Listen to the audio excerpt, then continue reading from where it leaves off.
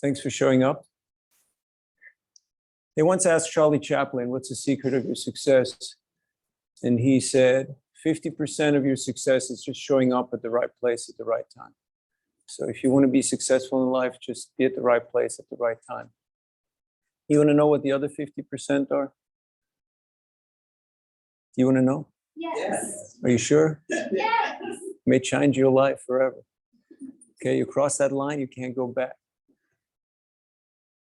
I'm going to tell you even if you don't want to know. That's the kind of guy I am, okay? So he said enthusiasm. You have to actually put your heart into it. The word enthusiasm comes from Latin entheos, or to be divinely inspired or to be possessed by God.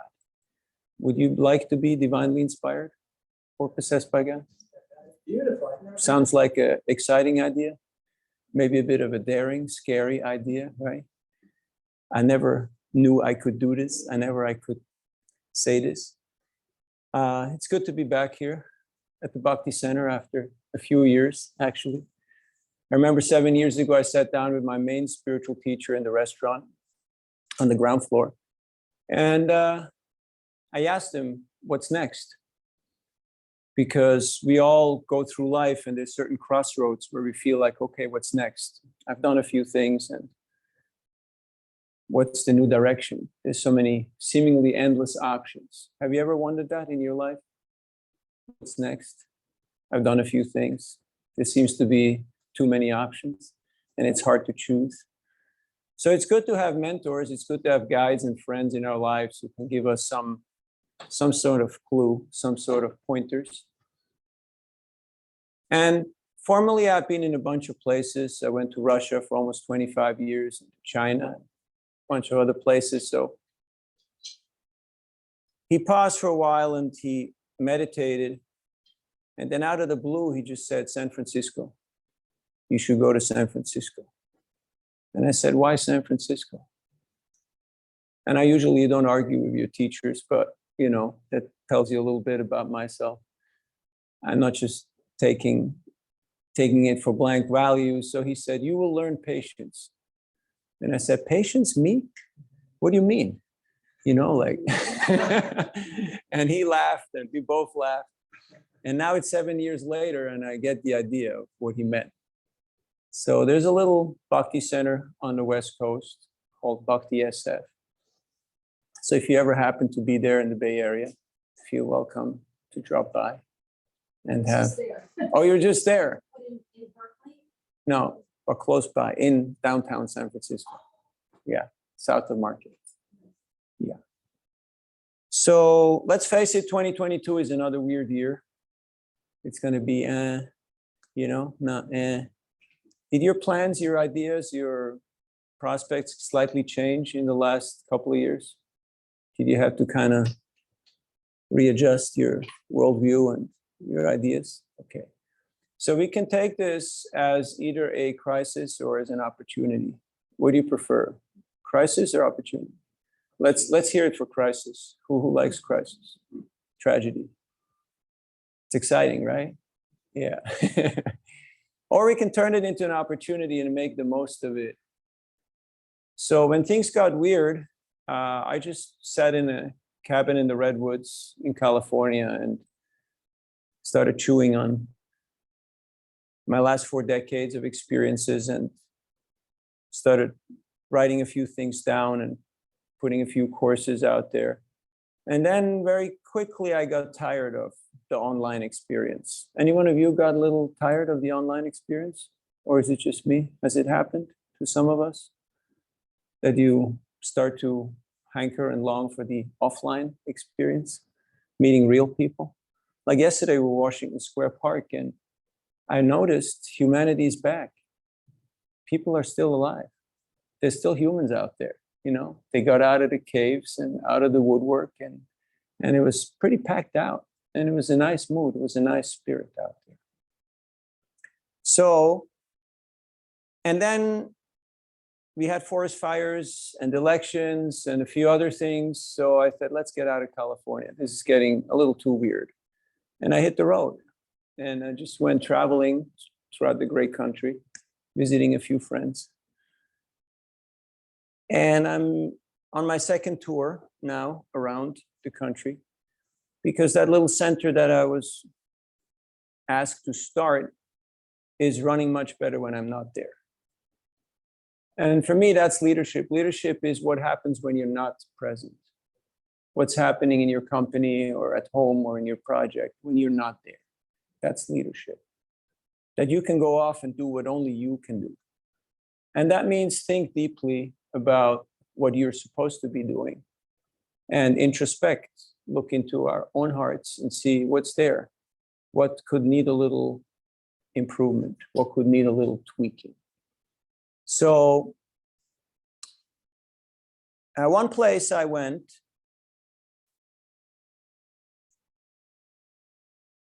I was an old friend, and we had periodically collaborated and met on different places in different circumstances. Yet somehow I felt that the last few times our exchanges were not really so tight. They were not really so sweet. Or as they say in California, I didn't really feel the love. And we're getting older and we all need to come to terms. So I just wanted to address that. So I went there and I showed him my appreciation because he's a great guy and he's doing great things. And we had quite a close friendship. Yet I had to tell him that the last few times I really felt that we were not connecting. And most likely it's because I said or done something that must have upset him or offended him or disrespected him. And that's probably why there was this barrier that I felt like we're not really on the same page. And he paused for a short while. And then he said, no, actually, there's nothing there. There's nothing there. If there was be something there, I would remember it, believe me.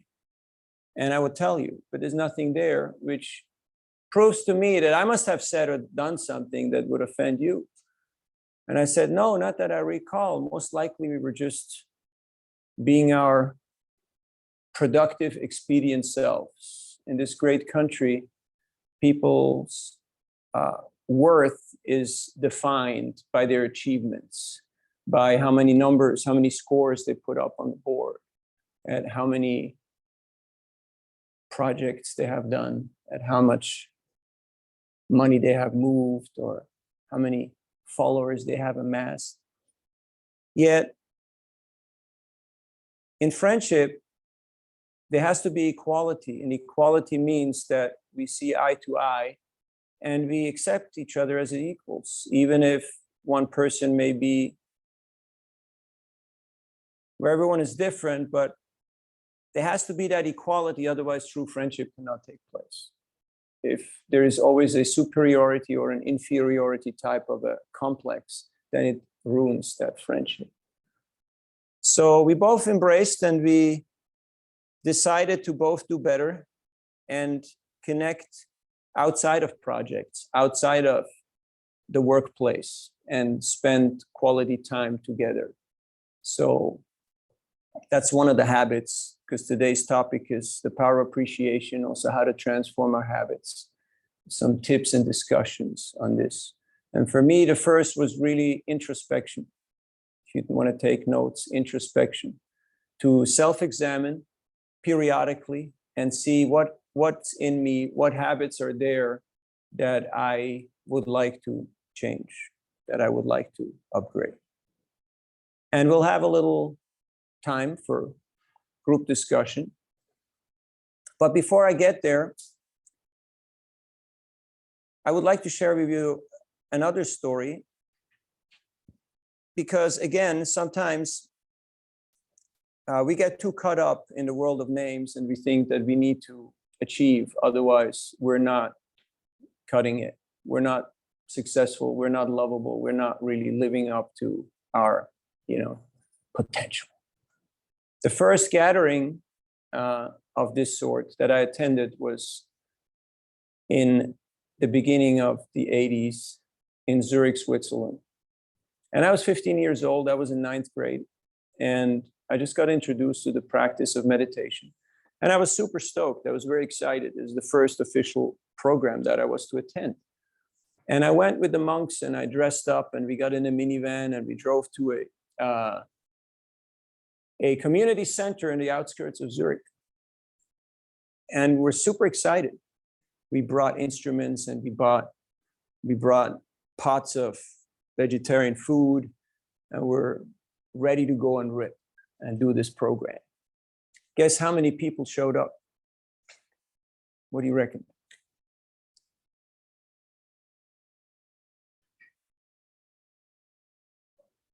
Five? Take a wild guess. 10? None? Any optimists? 100, okay. We got optimists, we got realists, and we got everything in between. That's good. That's why we need diversity. Nobody showed up. We later on found out that there was a mistake in dates and scheduling. So you ever heard the saying that if a tree falls in the forest and nobody's there to witness it, it didn't happen? Now we could argue about this for the rest of the weekend. Did it happen or did it not happen? Nowadays, the saying has slightly changed. If it's not on the internet, it didn't happen, right? But I'm from before the web, okay? I'm not that old, but I'm from before the web. And there's plenty of stuff that happened that was not on the internet. But I know it happened because I was there. So that program in the early 80s, it happened. There was no broadcast. There was no likes. There was no pictures. There was no glories. In fact, from a material point of view, it was a total failure because 0 people showed up. Well, we sat out there on the grass because that community center was abandoned. It was pretty bombed out. We sat on the grass. It was sunny. We chanted. We had a nice discussion amongst ourselves. We shared a meal and we drove home. And it was ecstatic. And I felt if this is the worst thing that can happen, I'm in. Because this is real. This is substantial. Other people may have said, hey, so much effort for what? It's a total flop. You start, pointing blame and who messed up and who got it wrong. But that was not the topic of the discussion because we were living it. We were experiencing it. It was life to the fullest. So if you ever observe your own mind starting to get critical and analytical and judgmental and pointing blame, as the Gita teaches us, the Gita is the main yoga text, when you get into the muck of it, into the passion of it, try to take a step back and be the observer rather than the object. And analyze, okay, what just happened now? Why am I so critical and judgmental? Why am I trying to point blame? What's the lesson from this situation? So the lesson I got from this situation is that when you practice, and practice is when no one is watching. Practice is not when you're on stage, not when the cameras are on. Practice is when you get up early, even without the help of an alarm clock. Why? Because you want to get up. Because this is good for me. This is who I am. This is what makes me a better person. And you practice. And you observe your mind going through these different fluctuations of, initially it's, why am I doing this? Does your mind ever tell you that? Why are you doing this? Why are you here today? You could be doing a million other things. Do you have a mind? I'm just checking, So it's important to observe, to be able to examine and see. And to come to proper conclusions, because if your mind starts to take an inimical attitude towards you, then it's a tug of war. It becomes a very tenuous relationship. The Gita tells us that our mind can be our best friend or our worst enemy. Have you ever experienced the mind being your worst enemy? I think we all have. And it can be hell. It can be hell. I went to a boarding school in the Swiss Alps, and I had to learn how to go from loneliness to solitude. Loneliness, we all know, you can be in a crowd of people, but you can feel lonely. And solitude, you can be alone by yourself, but you can feel totally connected and completely empowered. So meditation, this process of spiritual practice, has helped me to transition and to go through this transitional phase. So I'll tell a few more stories in between, but I'd like to have some form of discussion. We're a small group here, which I find is very personable and very nice. So we have some time to discuss and share our struggles and successes in our spiritual practice. So what has helped me tremendously over the years is to develop a peer group of friends where I can reveal my heart, including my struggles, my failures, and my doubts. Another time, a couple of years ago, I was walking with one of my spiritual mentors in DC on the mall. And after a program at a yoga studio, he asked me, so how was the program? And I said, the program was very nice. He said, I don't have you here to be a yes man. How was the program? And I said, okay, if you really want to know, I can tell you a few things. I'm not sure you're going to like it. I'm going to tell you. So if you want me to say, I'll say it. So, and he appreciated. So friends are people who love us so much that they're ready to overstep the boundaries of so-called civil, political correct behavior to tell us what we need to hear in order to improve ourselves and to be our better selves. Because they love us that much that they're ready to take that chance, because they know that the love is strong enough that it can sustain. So to develop those types of friendships, for me, is essential. That's why I'm on appreciation tour, just traveling the great country, because international travel is still a little tedious, as you may have noticed. So, and I'm grateful to be here in New York, in this place where it all began, and a lot of great things have come out of here.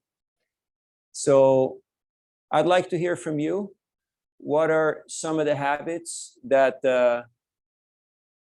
have boosted your spiritual practice? And we can start here. Just start from the top. Just give me one. Having like a someone to kind of check what I'm doing. How often you check in with your mentor? Every couple of weeks. Okay. But every week I send him stuff and then we discuss everything. So that person is available exclusively for you. Huh? That's pretty great. That's pretty good. I'm 5 days a week in college campuses dealing with students who feel quite distant from their teachers because they're in a big lecture hall where they just have to watch some stuff and then go do some assignments, but they don't feel that there's a real personal connection with their teacher, with their mentor. You feel fortunate to have that relationship? It's pretty amazing, isn't it? Yeah. Thank you. It's made a difference. Wonderful. Thank you for sharing. I started this meditation routine about a year and a half ago. So that really puts me in Zen mode whenever I do it. So it's that. How often you do it? Every day. Every day. Yeah. That's great. Yeah, they say in sports, if you go once a week, you know, it's kind of like, I bought the t-shirt, okay. I got the card for the gym, but if you do it 2 or 3 times, you're actually maintaining. But if you do it 5 to 7 days a week, you're really excelling. You're really going somewhere. You're really making progress. So practice means what you do every day, your daily routine, your daily regimen. Thank you.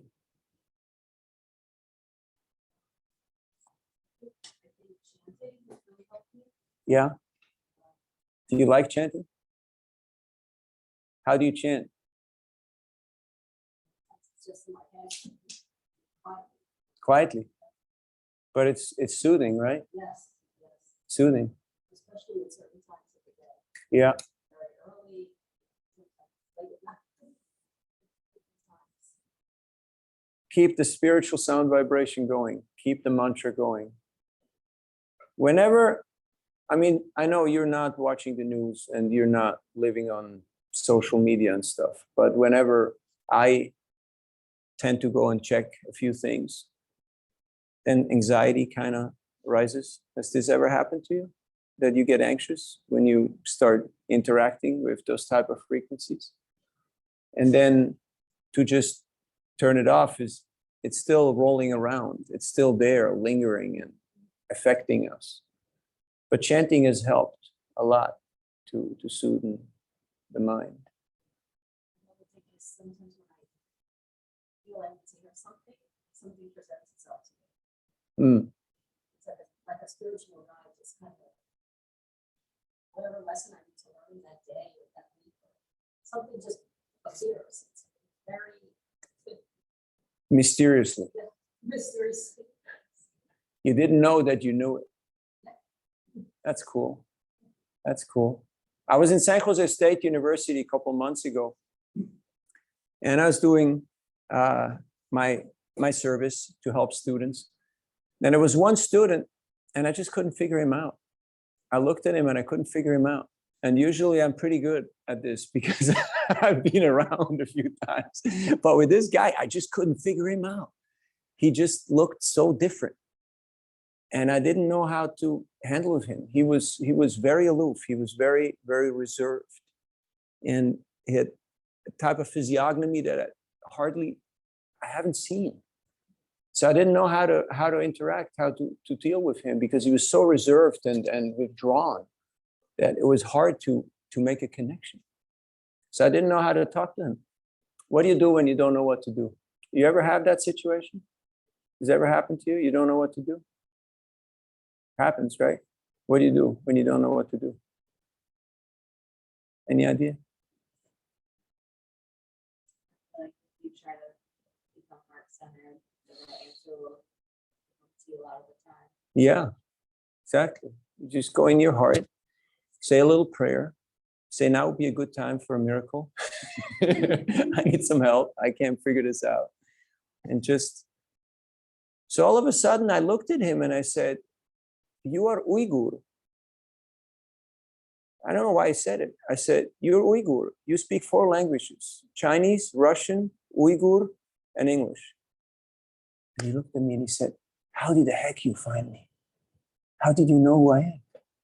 I say, I didn't know, but somehow it just came to me. And we connected and we talked. So these miracles, they can happen on a daily basis where we get these insights, these inspirations. And it's not just about, oh, I got the parking spot because, I visualized it and I put all my karmic credit into it. So I got a free parking today. So I'm feeling super stoked and ecstatic. I beat the system. But it's really like, like I could make a difference. And it wasn't because of my smartness or my greatness, but it was because I try to step out of the center and let the higher frequency, let the higher potency do its work. Thank you.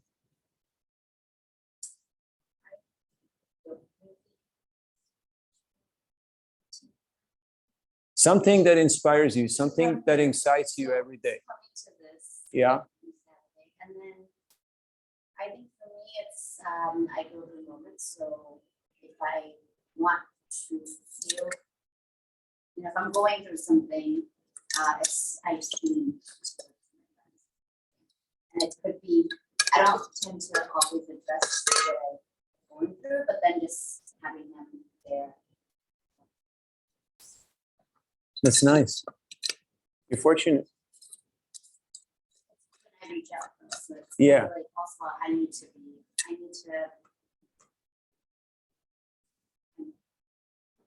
a lot of energy to also. So I, you know, so I'm working on.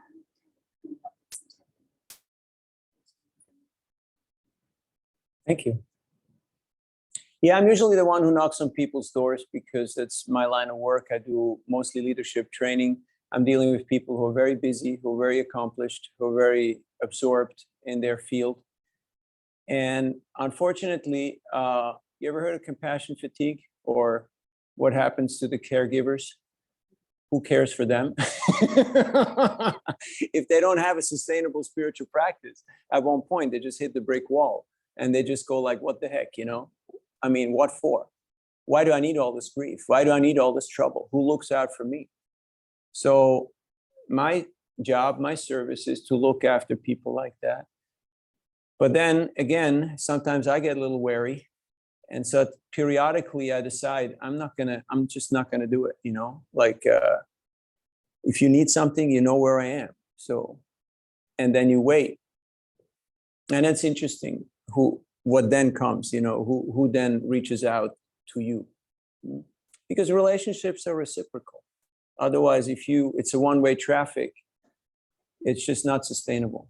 That's why we are discussing how to have a sustainable spiritual practice, which means not something that I feel like, okay, I ought to do this because, you know, there's some sort of expectation or incentive or some sort of, you know, carrot at the end of the rainbow that I'm trying to chase after, because it's not good enough. Let's face it. Most of us, we've accomplished, we're not in want. It's more, okay, how to be my better self, how to make a difference, and how to actually experience this fullness, this completeness. So then it's interesting to see who actually comes and reaches out to us. And it's quite touching. It's quite amazing to have that.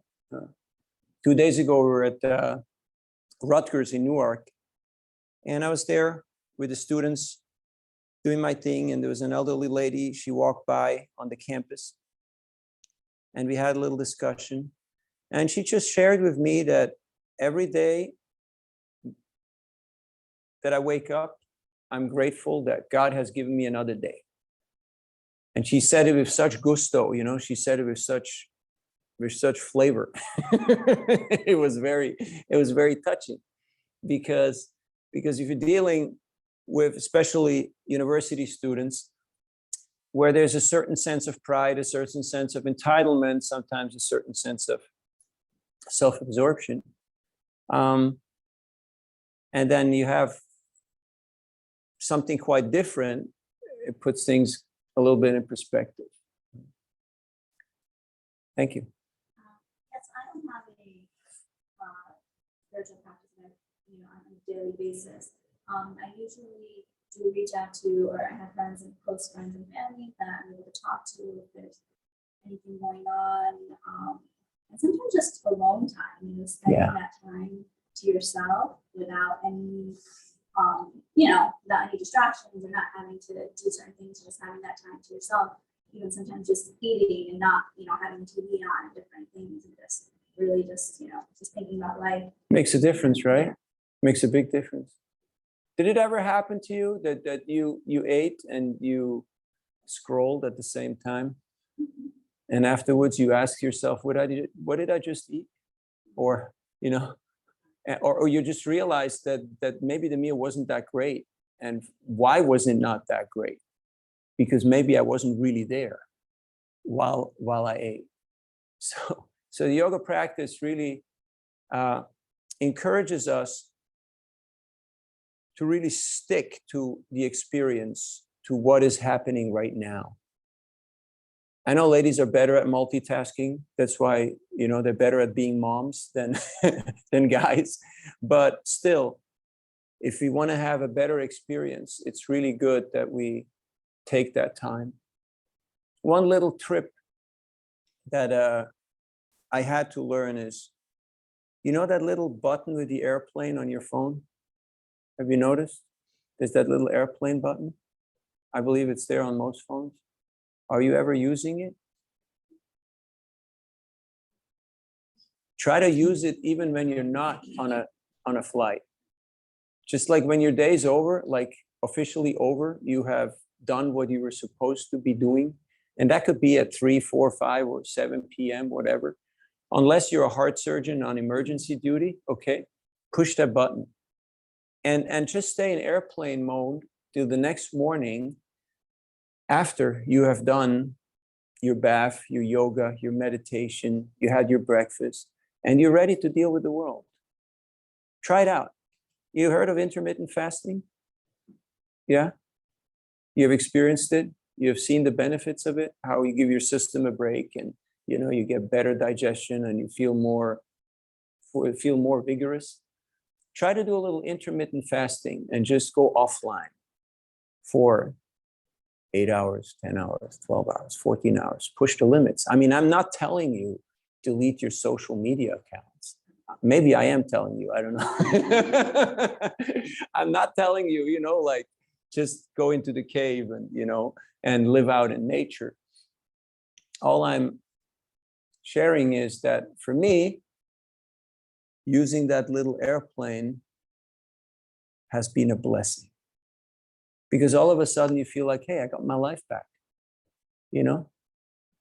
And we had a life before the web and before cell phones. You remember? Some of us remember. Or you're in a place. Sometimes I take people on hikes and on retreats, like in the Bay Area, there's that place, it's called Muir Woods. It's just over the bridge.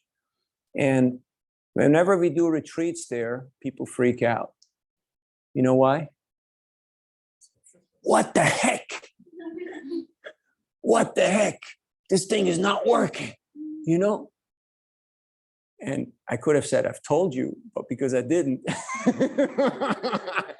it's like, okay, it's just us, So we're going to have to deal with each other for the next couple hours, And it's a scary thing because you're going to have to actually talk to people. You have to actually listen to people. And, it gets quite hairy. And it's funny. Yeah? So I call it play group, You just get people out of the city mode and into more interacting mode. It's what people used to do in villages or in extended families, that they were forced to interact and to reflect. So it's been a good experience. So thanks for sharing that, just having quality time with yourself. And that makes a difference. Thank you. Hi. Yeah, so in terms of spiritual practice, I made a New Year's resolution to name 3 things I'm grateful for every day. I've forgotten for about like a month. Okay. So, but that was good because I had a good scientific experiment, because when I was doing it, I was feeling good. The month I forgot, I was not feeling as good, and then I remembered it again, and I started to feel good. So it works. It works. It works, right? Absolutely. Great. That's wonderful. That's wonderful. Thank you for sharing. Maybe the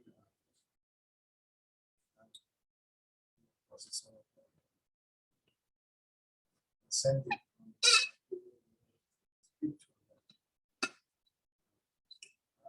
always have been skeptical. But how much the struggle in my life.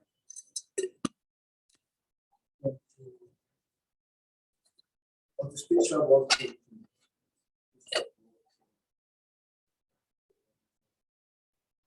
took the advantage of being familiar with it.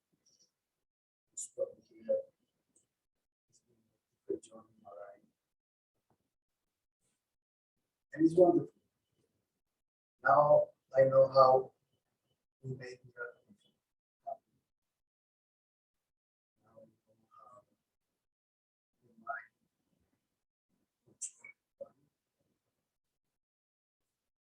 and the soul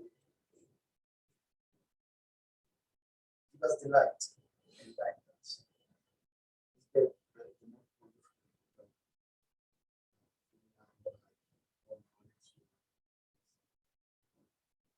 Every single word you say, I identify with it. Right away, I know what you're talking about. That's my things are happening. Miracles are normal to me now.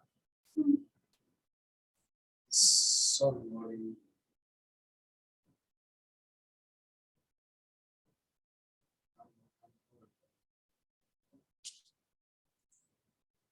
Thank you.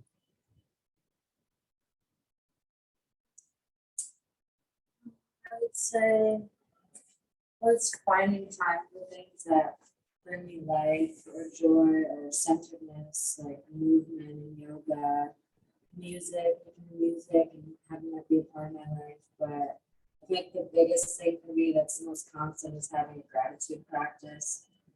I'm bringing that throughout my day for the meals I'm having at night, in the morning, being thankful and expressing that and letting that radiate throughout me. And I just feel like carrying that energy throughout my day.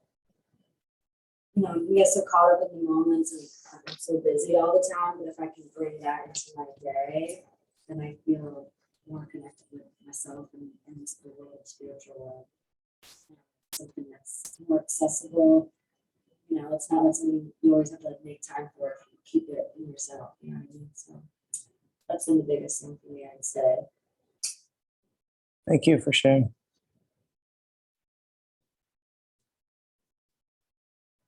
One practice that's been a major part of my life is reading. There's so many ideas floating around in this world. A lot of them are not accurate. People have motivations. And I've been looking for spiritual truth through books most of my life, being the great wisdom books of many traditions. And I find that they're very helpful to get aligned with what's true and what's real, and to help me purify my intelligence. If you picture the mind as a garden, it's helpful to like weed it out and plant the right kinds of plants. Beautiful, make a beautiful garden out of your mind. And I find that the right kind of books can really do that. So I've been reading at least an hour a day, every day for like over a decade. When I got onto the Bhakti path, I found books like the Gita that you mentioned. I've been reading the Gita every day, and other books that you can get at the Bhakti Center. I find that they've been one of the most helpful things of everything to just help me understand this world, understand who I am, understand my connection to the Supreme, and to give me a purpose and a vision for life that's based in reality. So that's what came to mind for us. I have it. That's been helpful in my spiritual practice. Thank you.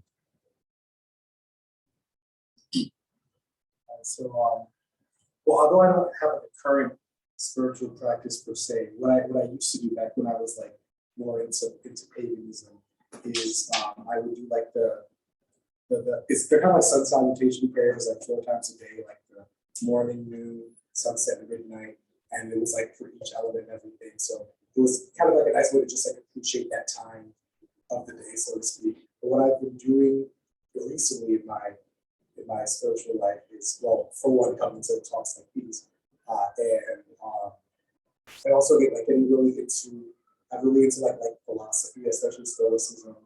And so I watch a lot of stuff online, follow a lot of people on social media who talk about that, and other spiritual concepts as well. I try to use social media more spiritually constructive purposes. But one thing that you mentioned earlier that kind of reminded me of one of the guys I watched, Ryan Holiday. He talks a lot about like ancient Stoic philosophy, and one of the things he mentioned is like like the importance of getting up early and like what you make the most of your morning, make the most of your day. So that kind of reminded me of that. So I try. I have to get up early for work for the week, but to try to make that, I think I do more consistently to just get more. Thank you. Yeah, sometimes when we want to improve, we feel that there's just not enough hours in the day. Like there's work, and then there is, maintenance, and then there is relationships, and then there is other ideas. And so, does this ever happen to you? You feel there's not enough time to do all the things that you want to do? Would you like to have an extra hour or 2 hours? Yeah? Okay, I'm going to give it to you. Just put your alarm clock 2 hours early. Right now, Cuts it off on the other end of yeah, the night. don't stay up and howl at the moon and, try to burn the candle on all sides. It works when you're a teenager, but after a while it gets a little old. So after a while you get so driven, you actually wake up without an alarm clock. It's possible. Right now it seems like how, but if you really want something, he'll wake you up, you'll be there, refreshed, ready for the day. And especially if you have family or projects and a lot going on, that time before the world wakes up is gold. That's your time where quality things happen. After breakfast, after lunch, and towards the evening, better try to slow down and just, stabilize. So thank you for sharing that. So I read texts with my, yoga texts. So I read the Srimad Bhagavatam Mm. with my friends every morning. So Okay. we spend about half an hour reading together. I've noticed that helps me a lot. So you have a reading friend, you have a study partner. Yeah, You- there are three of us. We Oh, read cool. together. So they're in Chicago now. How much reading and how much discussion? So What's your balance? So it depends upon the day sometimes. Okay. Because sometimes there are texts where we feel like, we are kind of understanding enough that we have questions. And so on those days, we end up doing maybe a half and half, or sometimes it's more discussion, less. Sure. Some other times we feel like, this is, we are not understanding. So then we take some time trying to figure out what the problem is. And then we make a list of questions, and then we have someone we look up to. So then we talk to them every week or every 2 Cool. weeks. So you got that going every day? 7 days a week? The reading, yes, 6 days. 6 days a week. That's pretty cool. What time? We do it at 7:30 in the morning, Okay. 6:30 for that. So, It's nice. Keep it up. and then the other thing that works for me is just taking some time away from things every day. So just in between the day, I'll just decide that, okay, for the next half an hour, I'm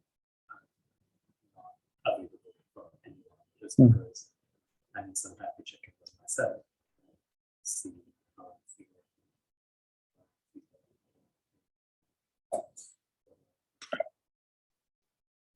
Might be fake questions. I just keep some time for myself to ask myself questions. Mm, Depending upon what comes out of that. nice. Thank you for sharing.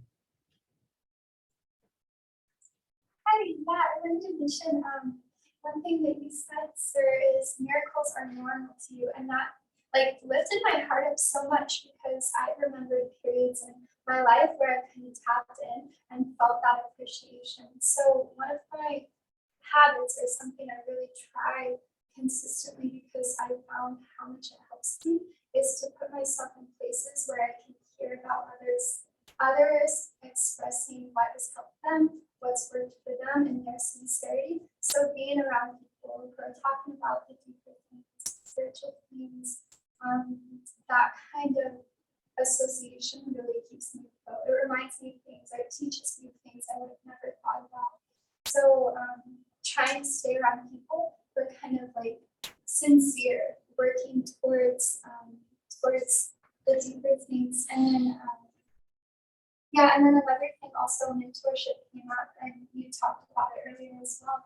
And for me, that's really important, and not just having somebody that we're in communication, but a really clear standard of honest communication, where it's like that kind of relationship. I can share anything and be accepted, and the mentor can also share anything and tell me when I'm wrong. And that sort of dynamic of just a very honest and loving mentorship. Thank you. Yeah, you brought up the word sincere. Sincere comes from Latin sincerus. It means without wax. Formerly, masons would do sculptures. And I don't know how many of you have done, anyone has done sculpturing? Chiseling away? Huh? You got a block, and you have to see the sculpture in the block, and you have to get rid of everything that's superfluous and just keep the essence. Unfortunately, you're dealing with rock, so there can be cracks. And so those who are not so expert, they would put wax to cover those cracks. But somebody who was really expert was sinceros, without wax. They would not try to gloss it, no photoshopping, no tweaking, no trying to impress and portray some kind of image. Just like, has it ever happened to you that you took a picture and you posted it, and later on you check back how many people liked it? Has this ever happened to you? I mean, there's not a rhetorical question, this is like, and then you're like, what? Nobody pays attention, right? Like I say something great, or I put a quote of some, text, and maybe 2 or 3 people say, yeah, it's all right. But then you put a picture of a cow or a flower or a kid, and 100 people go, yeah, this is it. And you go like, what the heck, Why do I waste my time, Should I be doing this, or should I maybe do something else? So feel free to just unsubscribe. Feel free to tick that box of I opt out, okay? I opt out. I have a life. I don't need to do this to myself because I'm trying to be sincere. I'm trying to get the wax out of my system. Unfortunately, nowadays, I ask students always look up in the dictionary, and they say the word narcissism, I don't find it. It's not there. Like, I don't know what it means, meaning they're so full of it that, that it's just not registering. What does this concept mean? I mean, it's I, me, and mine. I know those 3 guys, and we're all in agreement. We have decided that that's the way how it is. But there is a reality beyond the imagination, beyond the purview of the mind. I'm going to share one more story, and then I will get into another little group exercise. So a few years back, I was in Tashkent, Uzbekistan, which is former Soviet Union. And with a friend, we went to visit a shrine of a Sufi saint. Sufi is a spiritual tradition in Islam. They do ecstatic dance and they chant, and it's quite a devotional practice. And we were there in pants and shirts, not in robes, because it's now a Muslim country since a few hundred years, plus it's still quite restricted as far as religious practices goes. So we were there appreciating the architecture and just absorbing the atmosphere and just saying our prayers and offering our respects at that tomb.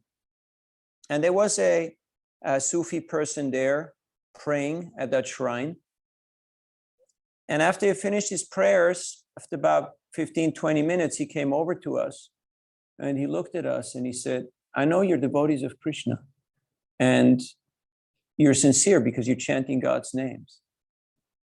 And today is a very special day. My prayers have been answered by Allah because He has brought you here to this place. And I would like to invite you to my home to break bread and share a meal with me and my family. And today I also just now prayed to the saint here that may all your spiritual desires be fulfilled. And I thought, wow, this guy has got it. I mean, he doesn't know us. We're strangers, different tradition, different origin. Yet he's so in tune, he's so in touch with the internal potency that he has such a largeness, such an open-heartedness that he invites us and embraces us as family and prays for us. So I was quite touched. Sometime later, I was in Assisi, Italy. Now I'm Swiss Italian, I'm fourth generation Italian immigrant to Switzerland, and first generation Swiss immigrant to the great country of the United States. So I was in Assisi in my robes, visiting holy places. And I got quite a few strange looks, kind of like, are you supposed to be here? Like, because I was dressed differently. I was not fitting in, so to speak. Who let you into our little gated community? So I felt like, okay, what do I need to learn from this? And how can I safeguard not to fall into a sense of entitlement or insecurity and territorialism, which can quite easily happen? That we think like, I figured it out.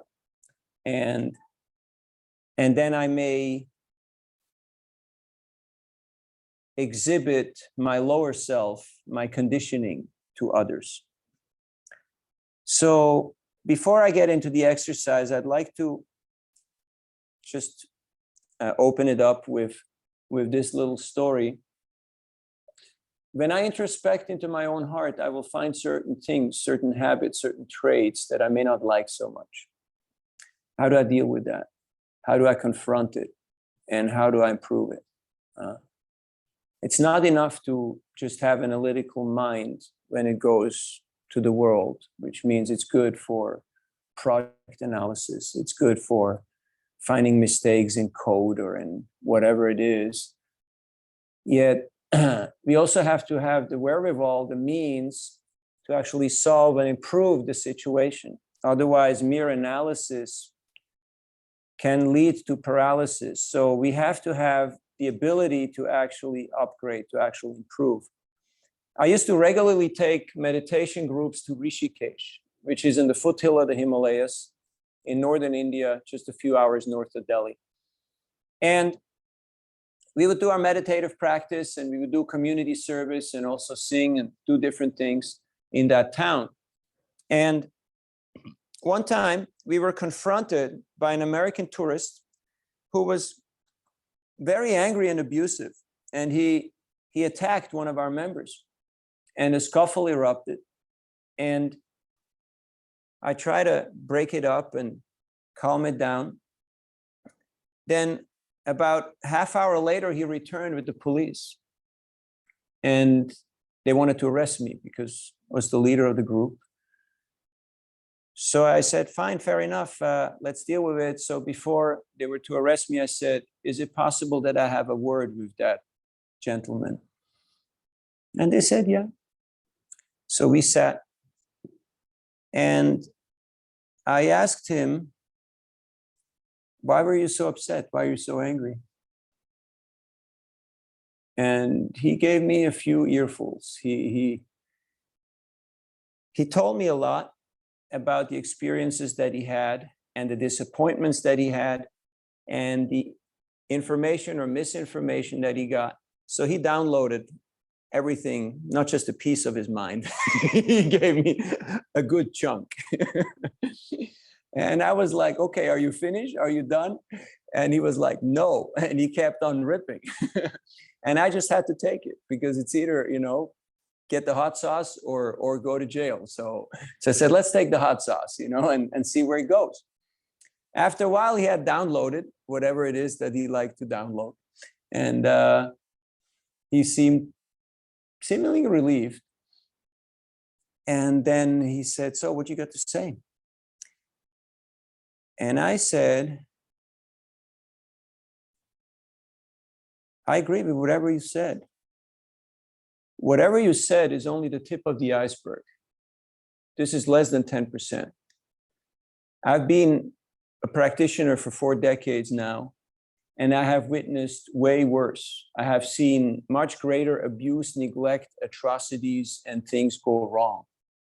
Yet I have chosen to continue and try to be part of the solution rather than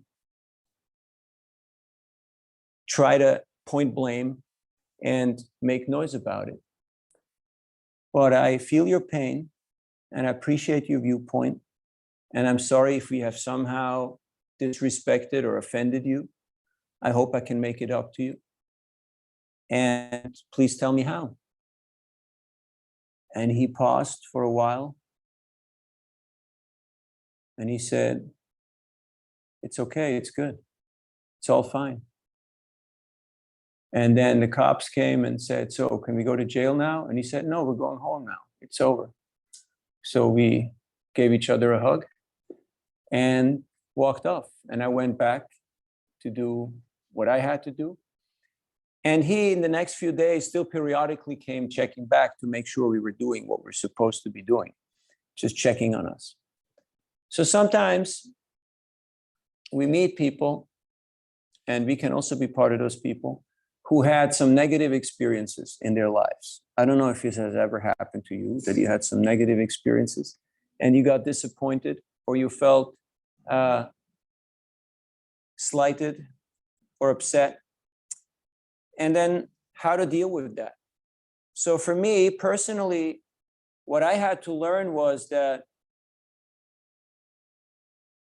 some things in this world are not fixable. Even if you're a mechanical engineer with a PhD from MIT, most things in this world are not fixable. But when I change my attitude and I learn how to deal with things in a compassionate, in a kind-hearted, in an empathic way, in a dispassionate way, it can actually make a difference. When I try to block him and confront him, things escalate. When I try to hear him out and understand him and empathize with him, things actually got resolved. I asked one of my friends, who I consider also sort of a mentor, who's an anesthesiologist in DC, how to get closure, because it doesn't really change the past, nor what happened, nor the relationship or the course of the people. And he said, only the divine can give you full closure, because people are limited in their capacity. So the amount of satisfaction, the amount of reconciliation, the amount of closure that we're gonna get from people will be limited. If you want full closure, you have to get it from the divine. You can't get it from limited people. So for me, that was a great lesson. And of course, lessons always come with a price. We all have, tried things. We all have loved and lost and aspired. So what I'd like to do right now, because this is not done so well often in big groups, so I'd like you to pair up with a person and to share one of your struggles that you're facing in your spiritual practice and get some advice from the person you're sharing your struggle with, and try to be fully there for the person and see how things go. Are you ready? Okay. So just team up with whoever is closest to you. We got 2, 4, 6, 8, 10, 12. Okay. So just for a few minutes, share one of the things that you've been struggling with, and on your spiritual practice, in your path, and try to get some tips, some feedback. Is that Possible? All right. Please.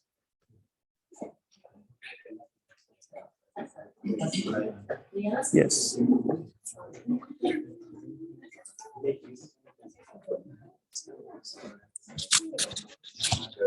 I'm coming over there.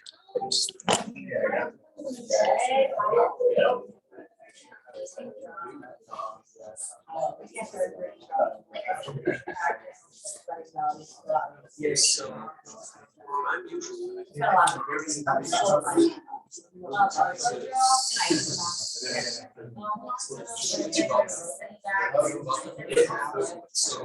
Very fast, very fast.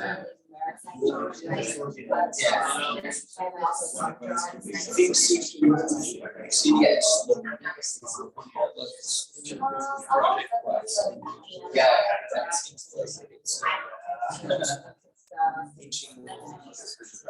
Painful stuff.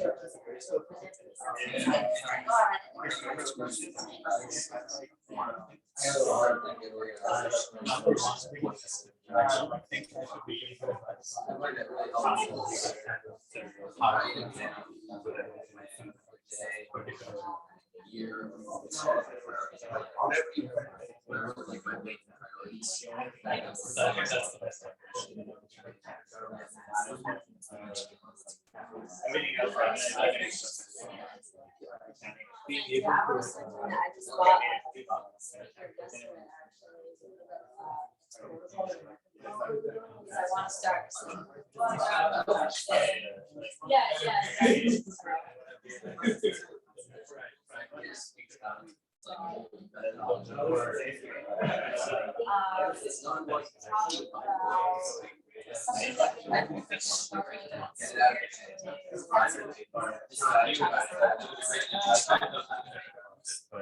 I need to get this done. So like, I was just sort of doing it.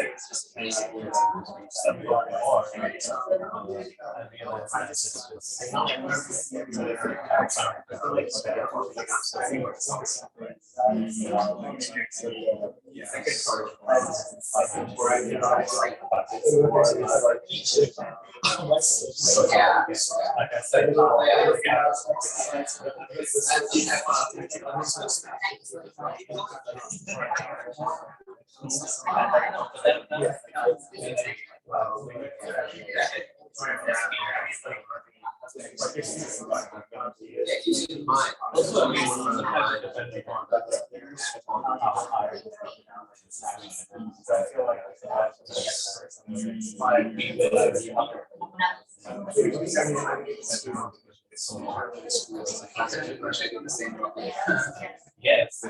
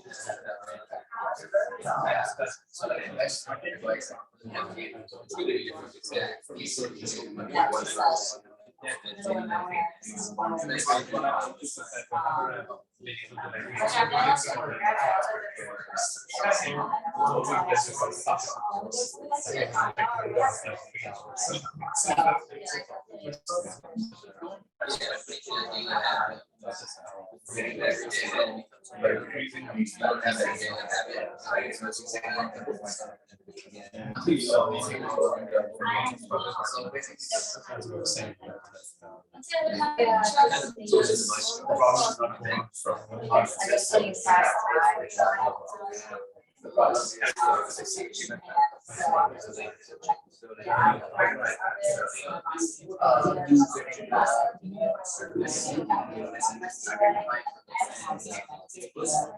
So I can't really wait for this.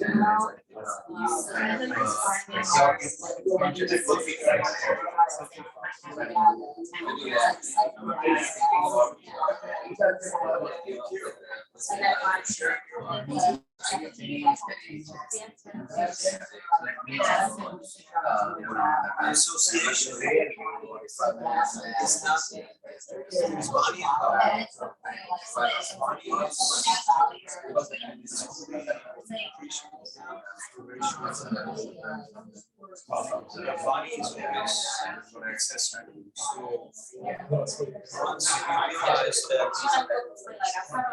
We can be together.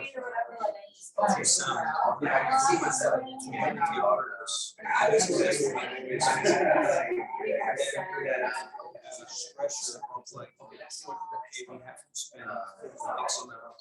And so I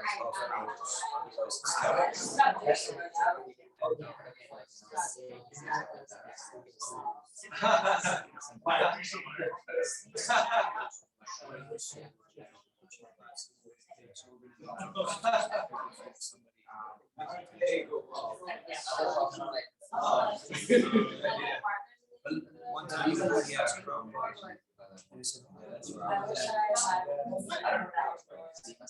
So you change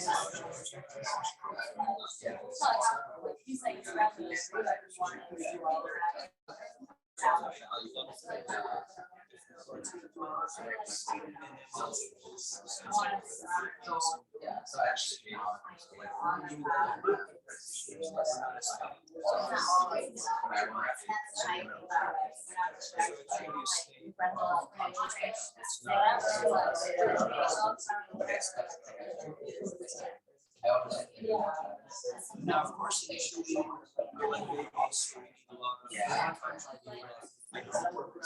but as we go forward,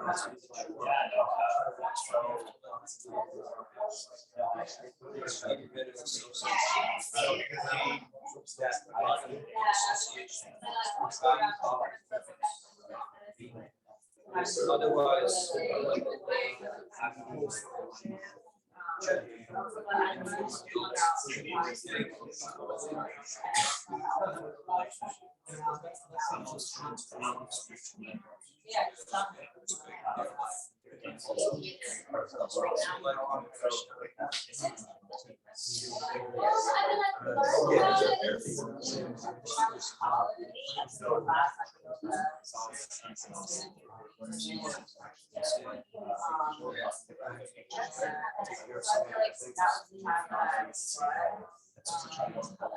sorry, but there. Take care of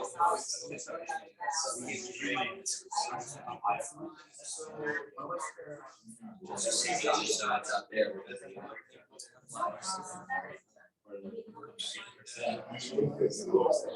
Implementation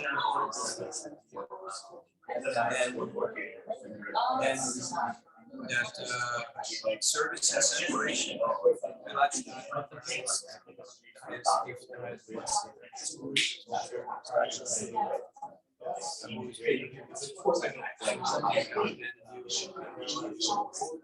did this.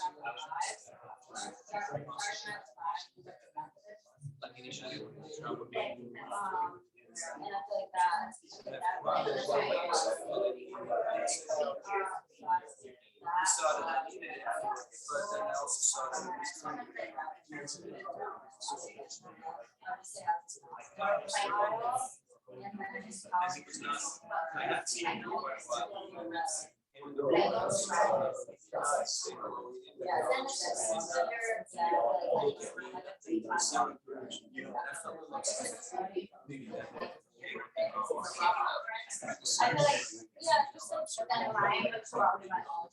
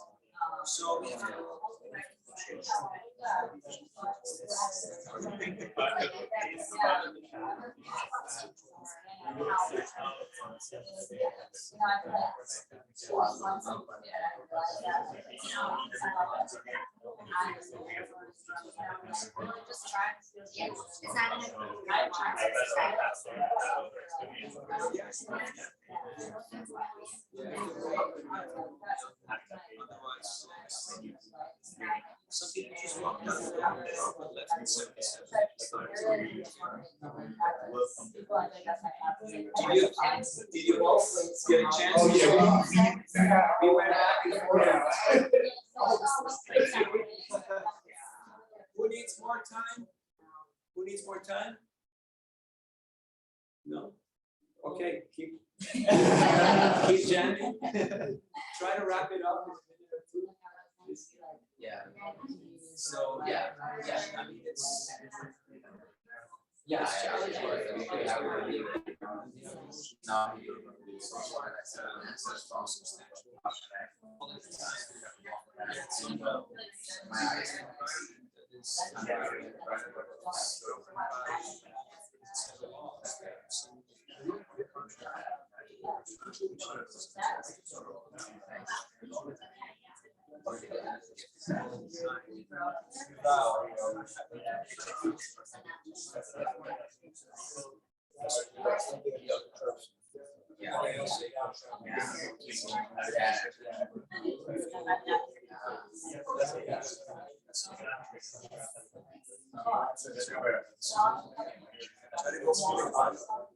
And never bother that.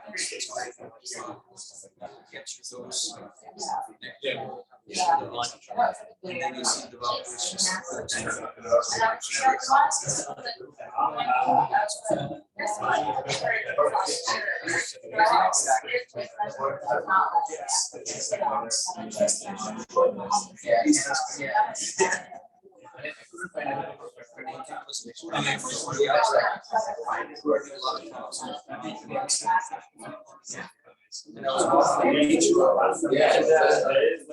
And the car drove by and stopped. He drove back and said, "Oh, they asked me if you want to come up."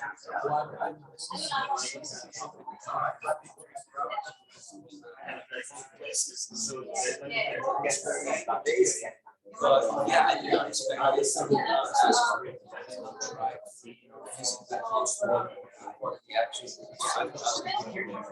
But it just came. And it was just I just did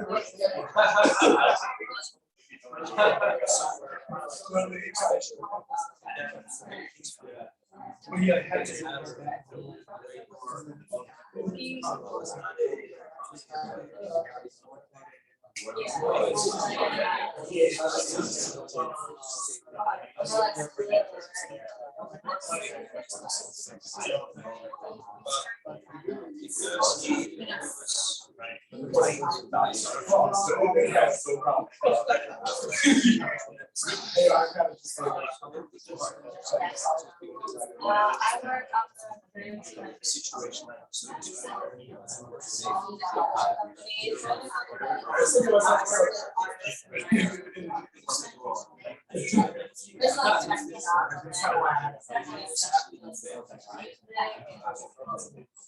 All this different music.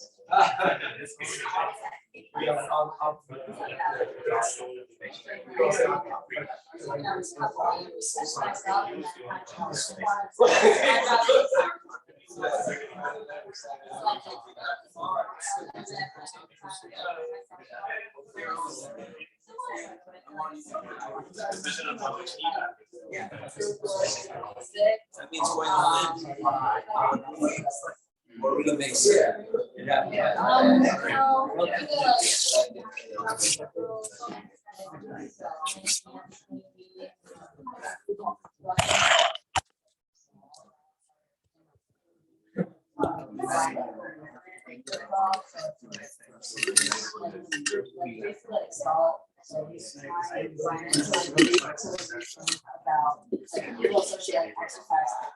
Oh, it has to be like chores, so things like the shifting that mindset and some movement as the play and joy and yeah, so. Yeah, I was doing that, I stopped because it was online and so like we had to shift to online and it just like when it was in person, it was so much better because everyone's like laughing together, you know what I mean? And so like when it was online, I was like, okay, I can do this more, but now it's getting warm, so I wanna, yeah, I just wanna start again. Just to do a person, because I was doing it before, so yeah. All right. Did you hear something exciting from your partner? Yeah? I'd like a couple of highlights of just sharing some of the wisdom that you got from the other person, maybe just in bullet points, something that excited you, that, you know, turned the lights on for you. Something that you heard from the other side, maybe from the struggle, or maybe from the advice that you got to your struggle. Just anybody, we don't have to go in sequence. So he shared with me, that really resonated with me. So living in New York City, sometimes I feel like it can be kind of tough because of the lack of nature and there's like so much going on. So to feel like I can be centered or have nature can be more of a challenge for me, but he was just expressing how, but there's also like lessons and beauty in what's here. And maybe it's like more opportunities for more lessons because there's more people around. And like, I guess like getting through that and, you know, finding the beauty in that what's here. It really resonated with me because like something can be hard to not have nature and stuff like that. But New York City is so beautiful its own way. It's like the spiritual energy here. Maybe it's like sometimes it can feel, you know, it's so chaotic to be angry and blah blah. But also like there's also a lot of people here that are also, you know, in their own spiritual stuff. So yeah, I guess it's like finding beauty in that. Thank you. Yes. So one thing, well, I mean, Eka and I talked about like 100 different things in like 2 years. But one of the things that that resonated with me was like I mentioned how like I'm kind of disorganized, like my thoughts are over the place, and I'm also like very analytical and kind of constantly overthinking things. So one piece of advice he gave me is like write things down. And it's like I've heard that before, and it's like yeah, I should do that. And it's like that's where we're doing it. We're really trying to you know, it's really getting me thinking more about like actually making it more of a habit to write things down and actually like not just toss it aside, but to really like follow. Thank you. To remember means to write it down. You can write that down on your mental notepad, okay? To remember means to write it down. So feel free to journal, to take down notes. Don't think that's only, I'm done with school. Now is a different phase of life. Thank you. Other points? Well, Tessa shared with me about her spiritual practice with yoga and also with drums. And she has like a Native American drum called a buffalo drum, and how one thing that she has really learned was how to like really like just connect with yourself and be present, and how important it is for her to kind of have that presence when she's talking with others, right? And then she shared with me like she does work working with musicians, and that's what she brings into her work as well, to connect. And something that she's working on is has been working on is movement and also music, like kind of doing drum circles and also get people involved with in terms of doing movement. Nice, wonderful. Anybody has gotten some good advice for their struggle, for their problem? Yeah, one piece of advice that really stuck with me was that the struggles are kind of just a reflection of our inner world and our consciousness. So to really work on the inner world and our inner thoughts about things, and then the outer world will kind of reflect that. And instead of trying to change all at once, kind of changing by degrees and making slight improvements over time. Thank you. I thought that was helpful. Thank you. Somebody else got some helpful advice?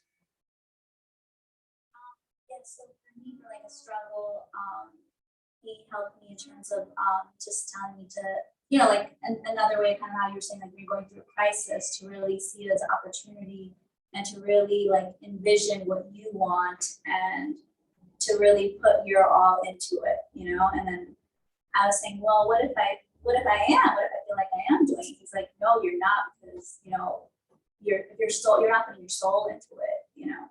So I kind of felt like that resonated, like, okay, you know, there's more that I could do. Thank you. A couple of weeks ago, I was down in Miami during spring break on South Beach. It was quite a scene. As you might imagine, there was a zoo out there. I was in front of the CVS, and one lady, she came out of the store and she was talking on her phone, and she was so upset. She was so angry.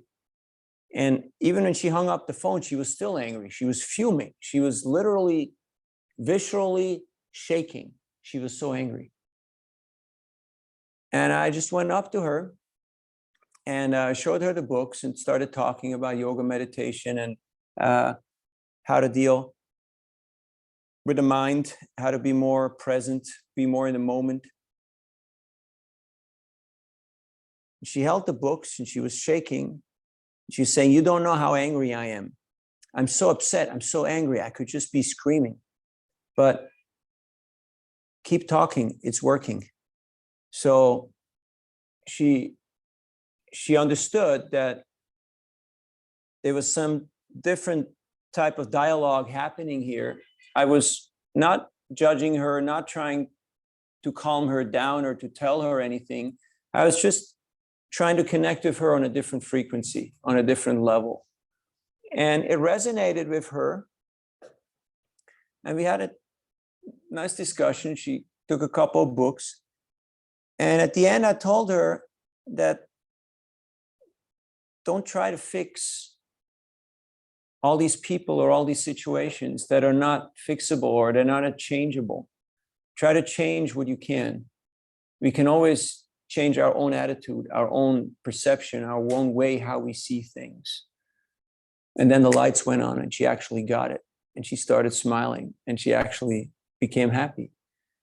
And she said, thank you. That's just what I needed to hear. So that transformational experience can happen.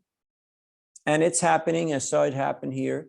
A couple of moments of, you know, and that's why we have these gatherings. It's not about, you know, okay, this is the workshop. And if you want the premium version, you got to buy the t-shirt and the video and all that kind of jazz, because I don't have social media and I don't sell t-shirts because I'm a little too old for that. So, and so are you for the most part. Of course, sugar water and Kool-Aid always sells, and there will be buyers and there will be sellers, but we have to decide what is meaningful to me. what drives my engine. In French, we call it la raison d'être, the reason to be, the reason to exist. What's my purpose? Why do I get out of bed? Why am I here? I was at Cal State in Berkeley, and I talked to students there, and I share the message and I have discussions with them. And one guy was wearing a mask, and he said, "You already talked to me yesterday." And I said, "Dude, I don't know, you're wearing a mask. How can I tell? You look like everybody else out there." And he pulled his mask down, and he had a beard, and he said, "I'm Muslim. This is the second time you're approaching me." And it seemed like he was angry, but then he said, "You're glowing. I want to have what you have. Please teach me." And I was quite surprised, because I've been coming to this great country for more than 30 years, and very rarely anybody ever tells you, "Please teach me," or "I want what you have." It's more like, "Hey, you want a piece of my mind? I'll give you a piece," And then you get more than you bargained for, right? You've had that experience. So it was kind of interesting, and we had a moment of connection there, and he appreciated that I was just trying to enthusiastically share what I felt was meaningful, was important, what was dear to me. And he resonated on that level, even though he's following a different tradition. So he took a book, and we parted as friends. There can't be unity without diversity. If you want to have true unity, you have to appreciate diversity. All the fingers, they're all different, but they all fulfill a certain purpose. So in a similar way, there's so much variety in nature and in humanity, even in ourselves. We have so many different talents and different types of aspirations. Yet, how to make sense of it all, how to find a way forward. It's really about getting in tune with that inner voice, that divinity within, who is our friend and our guide. In the Gita, and in the Upanishads, the example is given of a tree. And in the tree, there are two birds. One bird is busy eating the fruits of the tree, and some of the fruits are sweet and some of them are sour. And another bird is just there watching and observing and giving good advice. So that is divinity inside, in our heart, right next to us. And whenever we're ready to have communion and to take guidance, that voice is there ready to guide us. And sometimes we also get that guidance from others or through situations. So that's why these centers are here.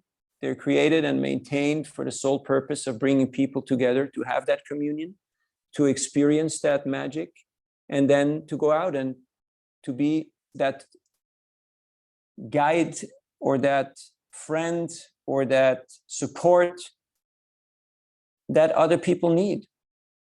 So thank you for showing up. And I don't know what the rest of the schedule will look like, but I'm sure somebody knows, I hope. She looks like she knows. There's always somebody who knows. And yeah, please come here as often as you can. There's different programs that are going on. Meditation, philosophy, music, yoga, other types of events and spiritual activities. There are many people who are collaborating for these efforts. And so thank you for sharing your heart with all of us today, for being not just human, but a little vulnerable. And you can't fake empathy. It's not just a nice T-shirt or a crystal or something that now I'm very spiritual and kind person. It's a constant effort and alignment with that internal potency, to the point where we realize that this is my nature. It's not that I'm just going through the world of names, doing what I do, and every now and then I decide to be spiritual, or to try to be Mr. Nice Guy because it kind of looks good on the resume. But This is actually me. This is my true identity. This is who I am. And yes, I also have a few projects and obligations and a few things that I happen to do in the world. But that's the side dish. That's the encore. The real thing is who I really am, what drives my engine. That's substance. That's the cake. The rest is icing or fluff, however you want to look at it. So let us focus on the essence and seek the essence. And we will see that there are a vast majority of people who are agreeable and who are actually collaborating and want the same thing. And that is what makes community, that is what makes society. So habits really form through practice. When we practice, after a while, it becomes something consistent, then it forms a habit, and in habits, they form character. And through character, we form what's called culture. Right now, there isn't that much of culture around in most parts of the world, just because there isn't so much effort being put into proper development of proper habits and character. So that's why the yoga texts help us to give us directive, to give us guidelines on how to improve ourselves, how to improve our thinking, how to improve our communication, how to improve our interaction, so we can actually feel, yes, there is some goodness, there is some sense of real friendship and real family and real unity, besides the superficiality of externals. So thank you very much. And we will hear what we have won, what's Absolutely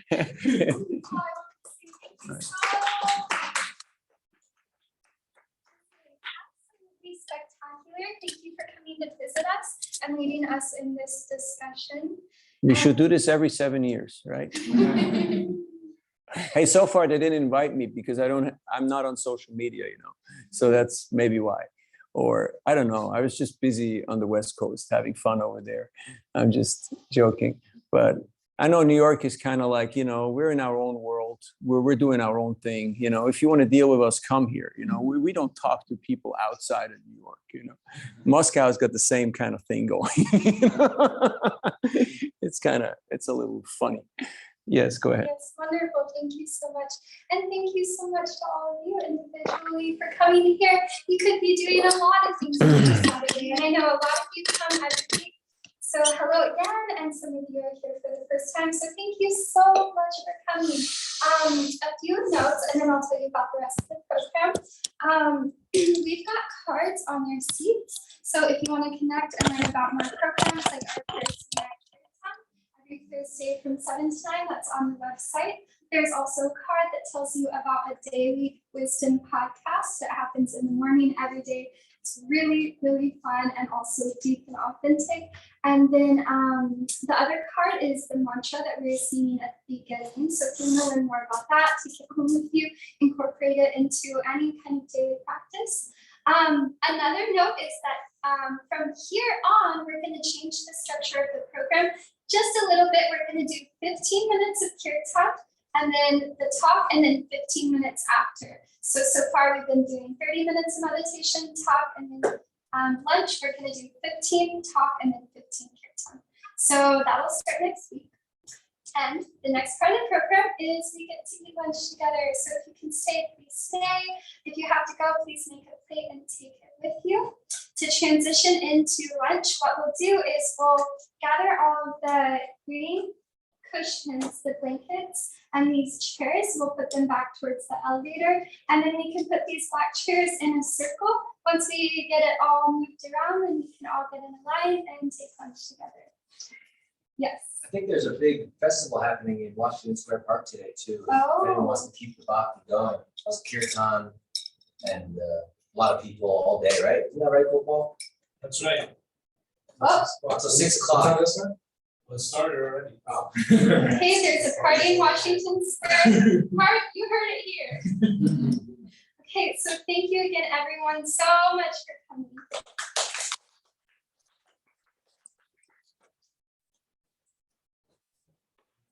smaller part of the program? Yes. Wow, Yeah. that's big.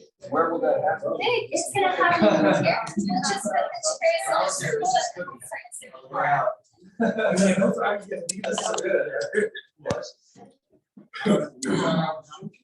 Hey, how are you doing? Oh, so nice to see you. Oh, great. How are you? So this is the.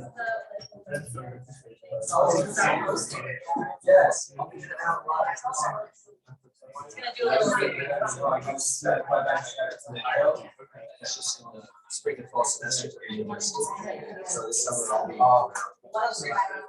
Oh, yeah. Yeah.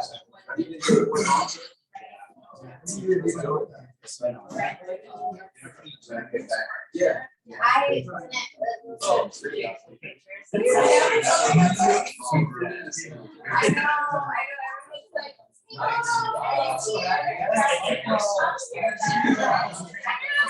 can.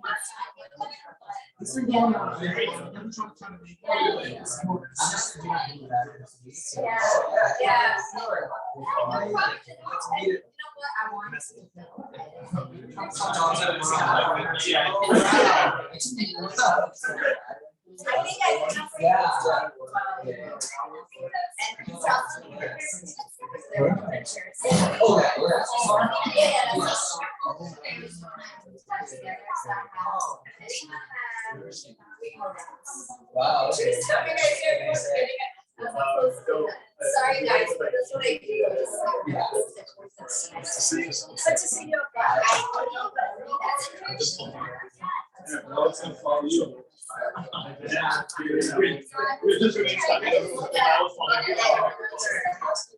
Yeah, I have some pictures.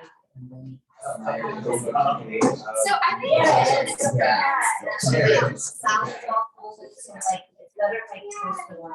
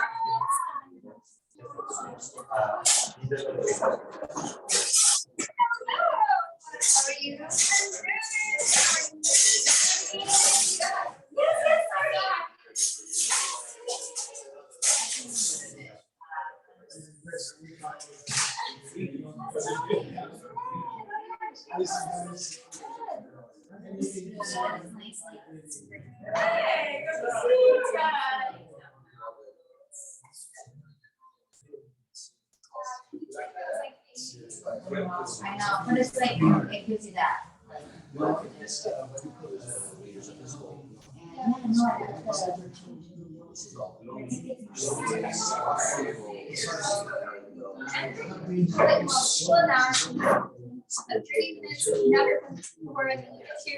What's going on? So,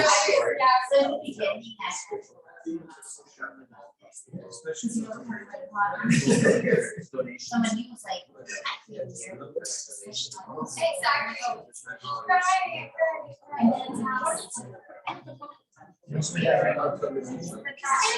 Right. And then